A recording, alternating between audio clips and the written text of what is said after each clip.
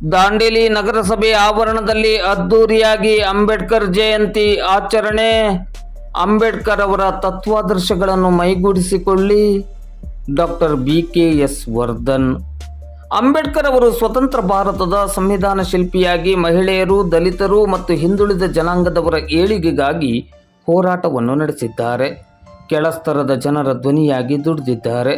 ಸಮಾಜದ ಕಟ್ಟ ಕಡೆಯ ವ್ಯಕ್ತಿಗೂ ಶಿಕ್ಷಣ ಸಿಗಬೇಕು, ಶೋಷಣೆ ಮುಕ್ತ ಸಮಾಜ ನಿರ್ಮಾಣವಾಗಬೇಕು ಎಂಬುದು ಅವರ ಕನಸಾಗಿತ್ತು. ಇದನ್ನು ಸಾಕಾರಗೊಳಿಸಲು ಅವರು ಇಡೀ ಜೀವನವನ್ನೇ ಮುಡಿಪಾಗಿಟ್ಟರು.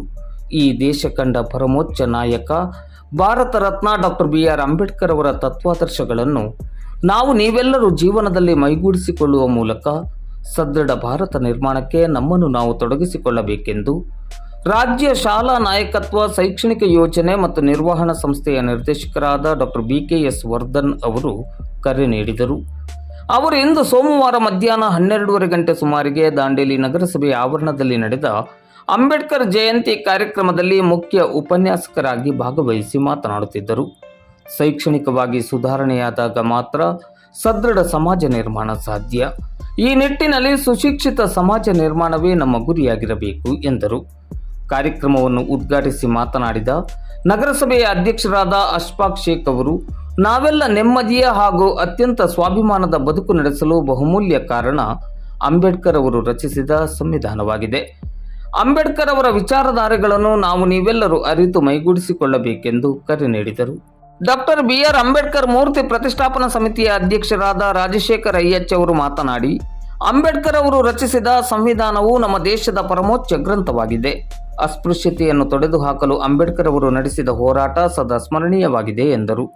ಅಂಬೇಡ್ಕರ್ ಮೂರ್ತಿ ಪ್ರತಿಷ್ಠಾಪನಾ ಸಮಿತಿಯ ನೇತೃತ್ವದಲ್ಲಿ ನಡೆದ ಮೆರವಣಿಗೆಗೆ ನಗರಾಡಳಿತ ನೀಡಿದ ಸಹಕಾರಕ್ಕೆ ಕೃತಜ್ಞತೆಗಳನ್ನು ಸಲ್ಲಿಸಿದರು. ಕನ್ನಡ ಸಾಹಿತ್ಯ ಪರಿಷತ್ತಿನ ಜಿಲ್ಲಾಧ್ಯಕ್ಷರಾದ BN ವಾಸ್ರೆ ಅವರು ಮಾತನಾಡಿ, ಇಂದು ನಾವು ಧೈರ್ಯದಿಂದ ಮಾತನಾಡುತ್ತಿದ್ದೇವೆ ಎಂದಾದರೆ ಅದಕ್ಕೆ ಕಾರಣ ಅಂಬೇಡ್ಕರ್ ಅವರು. ಅಂಬೇಡ್ಕರ್ ಅವರಿಗೆ ಅಂಬೇಡ್ಕರ್ ಅವರೊಬ್ಬರೇ ಸಾಟಿ ಎಂದರು.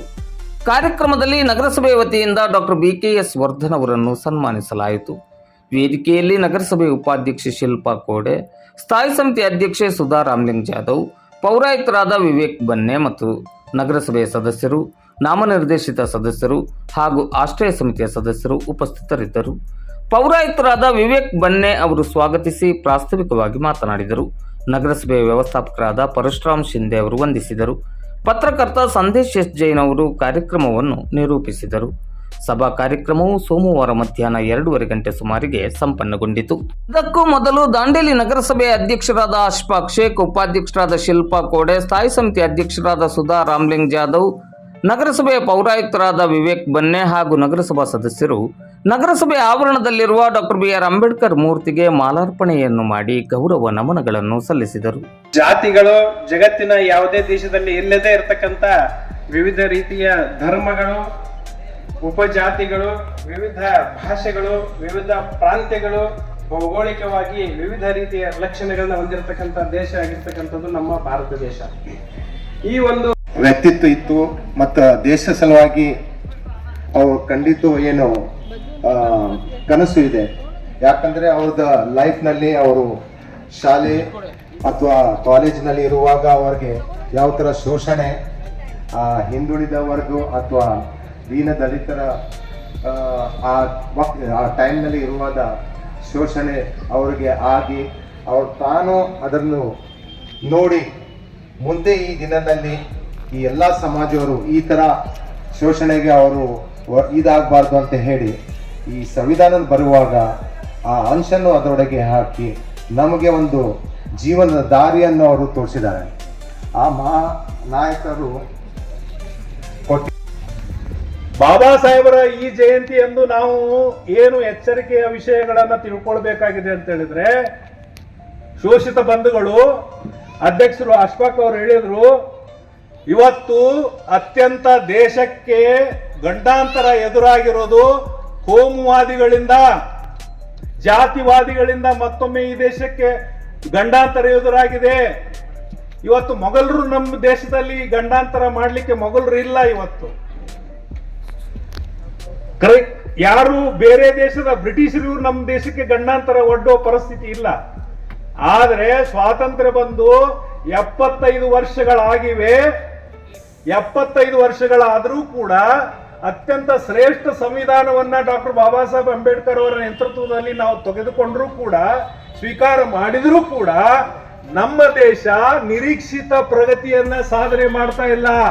ಅದ್ರ ಕಡೆ ನಾವು ಗಮನ ಹರಿಸಬೇಕು. ಇವತ್ತು ನಾವು ಬಾಬಾ ಸಾಹೇಬ್ರನ್ನ ಯಾಕೆ ನೆನೆಸ್ಬೇಕು ಅಂತ ಹೇಳಿದ್ರೆ, ಅವರು ಕೊಟ್ಟ ಅತ್ಯಂತ ಸುಭದ್ರವಾದ ಸಂವಿಧಾನ. ಏನು ದೇಶ ರೀ ಇದು? ಎಷ್ಟು ಜಾತಿ ಇದೆ ಗೊತ್ತಾ? ಕೇವಲ ಬ್ರಾಹ್ಮಣ, ಕ್ಷತ್ರಿಯ, ವೈಶ್ಯ, ಶೂದ್ರ ಈ 4 ಜಾತಿಗಳ ಅಷ್ಟೇ ಅಲ್ಲ ಒಡೆದದ್ದು ನಮ್ಮ ದೇಶವನ್ನ. ಬ್ರಾಹ್ಮಣ, ಕ್ಷತ್ರಿಯ, ವೈಶ್ಯ, ವರ್ಣಾಶ್ರಮ ಧರ್ಮ ಇದು ನಮ್ದು. ನಮ್ಮ ದೇಶದ ಪ್ರಾರಂಭ 5,000 ವರ್ಷಗಳವರೆಗೆ ನಮ್ಮ ಜೀವ ತಿಂತಾ ಇರೋದು ಯಾವುದು ಅಂತ ಹೇಳಿದ್ರೆ, ಎಲ್ಲ ಭಾರತೀಯರ ಜೀವ ತಿಂತಾ ಇರೋದು ಯಾವುದು ಅಂದ್ರೆ ವರ್ಣಾಶ್ರಮ ಧರ್ಮ. ವರ್ಣಾಶ್ರಮ ಧರ್ಮ ಅಂದ್ರೆ ಏನೂ ಅಲ್ಲ, ಅದು ಹಿಂದೂ ಧರ್ಮ ಅಲ್ಲ, ಬ್ರಾಹ್ಮಣ ಧರ್ಮ. ಹಿಂದೂ ಧರ್ಮ ಅಂತ ಈಗ ಅವ್ರು ಹೇಳಕತ್ತಾರ ಅಷ್ಟೇ. ಹಿಂದೂ ಧರ್ಮ ಅಲ್ಲ ಇದು, ವರ್ಣಾಶ್ರಮ ಧರ್ಮ. ಬ್ರಾಹ್ಮಣ, ಕ್ಷತ್ರಿಯ, ವೈಶ್ಯ, ಶೂದ್ರ ಈ ರೀತಿ ನಮ್ಮನ್ನ ಒಡೆದು ವಿಭಜನೆ ಮಾಡಿದ್ರು. ಹೇಳಿದ್ರು ಅಶ್ಫಾಕ್ ಅವ್ರು ಹೇಳಿದ್ರು, ನಮ್ಮನ್ನ ಪ್ರತಿಯೊಬ್ಬರನ್ನ ವಿಭಜನೆ ಮಾಡಲಾಗಿದೆ. ನಾನು ಬೇರೆ, ಇವನು ಬೇರೆ, ಇವನು ಬೇರೆ.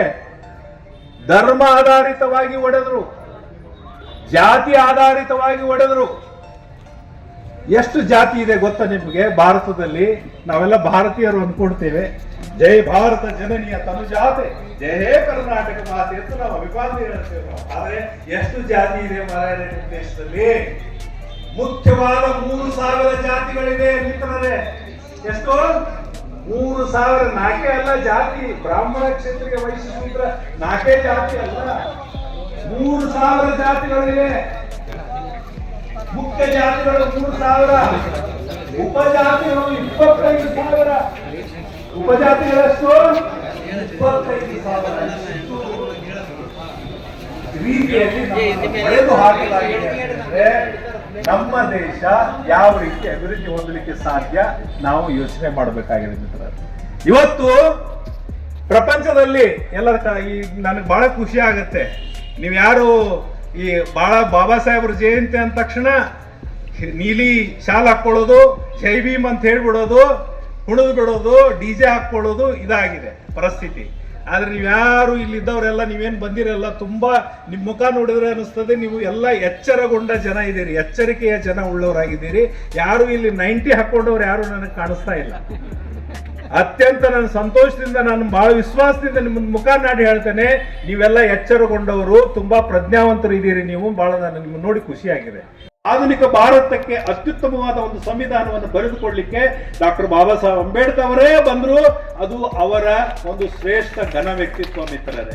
ಯಾಕೆ ನಾವು ಬಾಬಾ ಸಾಹೇಬ್ರ ಬಗ್ಗೆ ಹೆಮ್ಮೆ ಪಡಬೇಕು ಅಂತ ಹೇಳಿದ್ರೆ, ಆ ಒಂದು ಸಂವಿಧಾನವನ್ನ ಬರೀಲಿಕ್ಕೆ ಒಪ್ಪಿಕೊಂಡು ಬಾಬಾ ಸಾಹೇಬರು ಮನಸ್ಸಲ್ಲಿ ಹೇಳ್ಕೊಳ್ತಾರೆ, ನನಗೆ ನನ್ನ ಜನರನ್ನ ಏನು ಬ್ರಾಹ್ಮಣ, ಕ್ಷತ್ರಿಯ, ವೈಶ್ಯ, ಶೂದ್ರ ಅಂತಕ್ಕಂಥ ಒಂದು ಹೇಯ ಒಂದು ವರ್ಣ ವ್ಯವಸ್ಥೆಯಲ್ಲಿ ನಮ್ಮ ಜನ ನಲುಗಿದ್ದಾರೆ. ನೀವು ವಿಚಾರ ಮಾಡಿ, ಟೋಟಲ್ 100% ಜನ ಇದ್ದಾರೆ ಭಾರತದಲ್ಲಿ. 100% ನಲ್ಲಿ ಬ್ರಾಹ್ಮಣರು ಈಗ 3% ಇದ್ದಾರೆ. ನಾನು ಜಾತಿಯನ್ನ ಹೆಸರನ್ನ ತಗೊಳ್ಳಿಕ್ಕೆ 1994 ನಾನು ಟಾಪ್ 10 ನಲ್ಲಿ 9th ರ್ಯಾಂಕ್ ನಾನು ಸ್ಟೇಟಿಗೆ 9th ರ್ಯಾಂಕ್ ನಾನು. ಇಲ್ಲಿರ್ತಕ್ಕಂಥ ಯುವಕರಿಗೆ ನೀವು ಗಮನಿಸಬೇಕು, ಬಾಬಾ ಸಾಹೇಬರನ್ನ ನಾನು ಯಾವಾಗ ಒಳಗೆ ತಗೊಂಡೆ ಗೊತ್ತೇನ್ರಿ?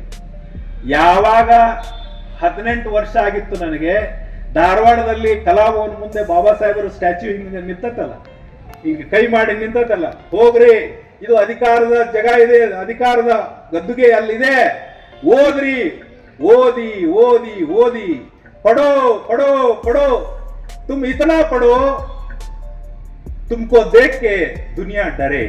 ಬಾಬಾ ಸಾಹೇಬರು ಹೇಳಿದಂತ ಮಾತು ನನಗೆ ಅವತ್ತು ಮನನ ಆಯಿತು ಮಿತ್ರರೇ. 1990ರ ದಶಕದಲ್ಲಿ ಏನು ಬಾಬಾ ಸಾಹೇಬರು ನನ್ನೊಳಗೆ ಪ್ರವೇಶ ಮಾಡಿದ್ರು, ನಾನು ಹಿಂದೆ ನೋಡಿಲ್ಲ. ಎಲ್ಲ ರ್ಯಾಂಕ್ ನಲ್ಲೇ ಪಾಸ್ ಆಗಿದ್ದೇನೆ.